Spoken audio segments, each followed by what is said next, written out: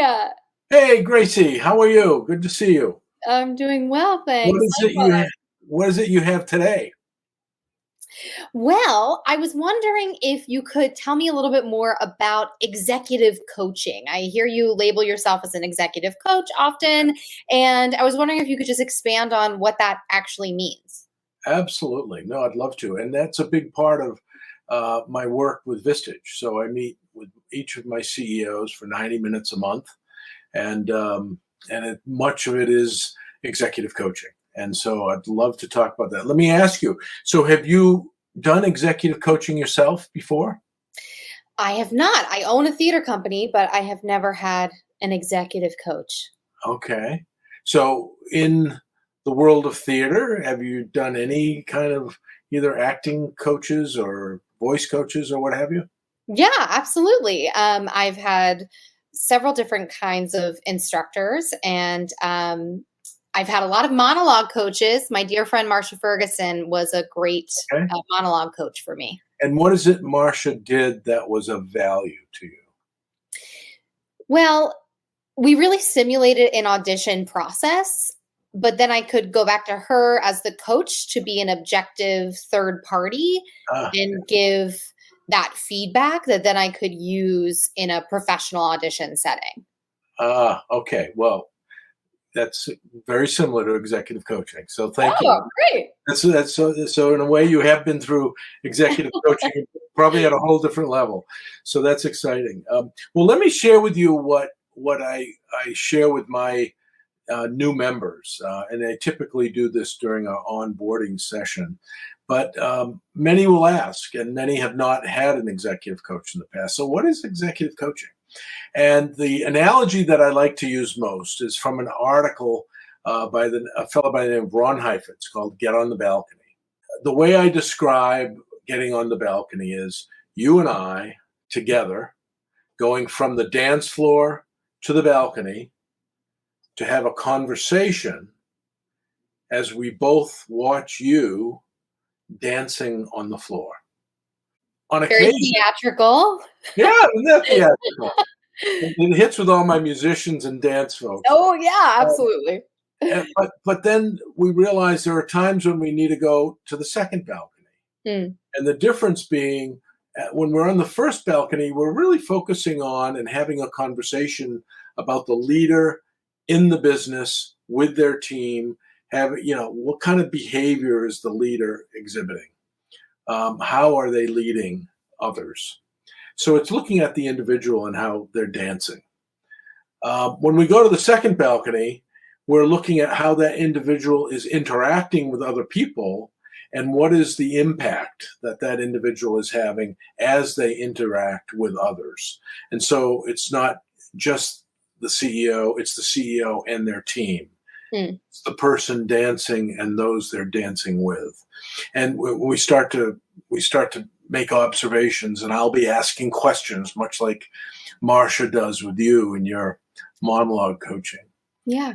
And then at times we go to the third balcony. And when we go to the third balcony, now we can see that whole ballroom.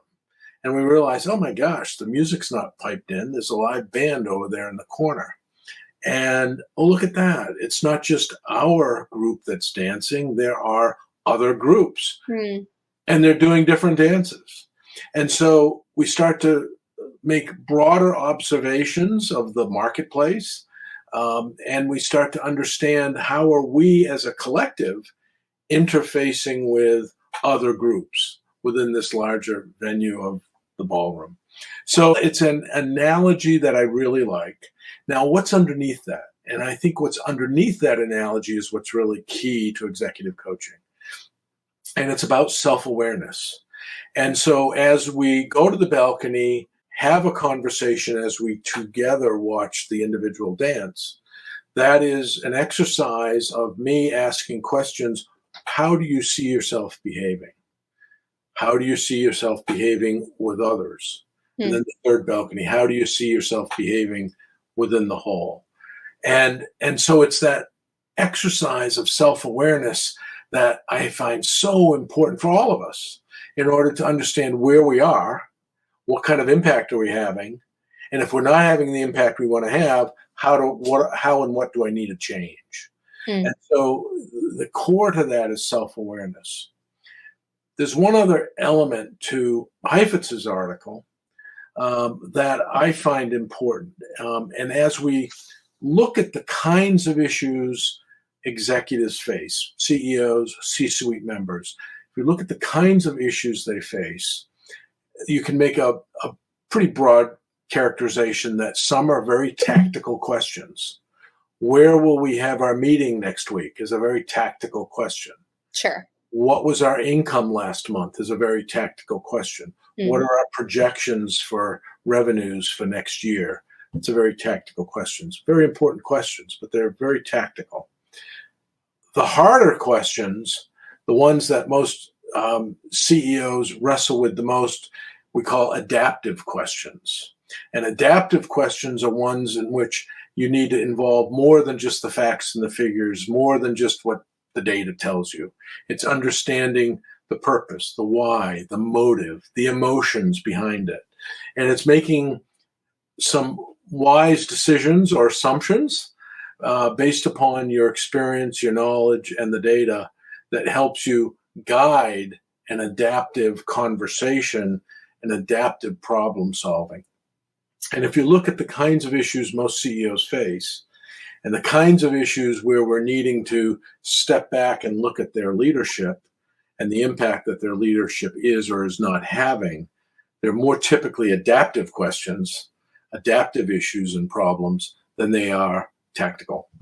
So that's a little bit of a executive coaching in a nutshell. I really enjoy it. It's an opportunity to provide a safe space and really get to know someone and really go on a journey with an individual. So, yeah. Neat.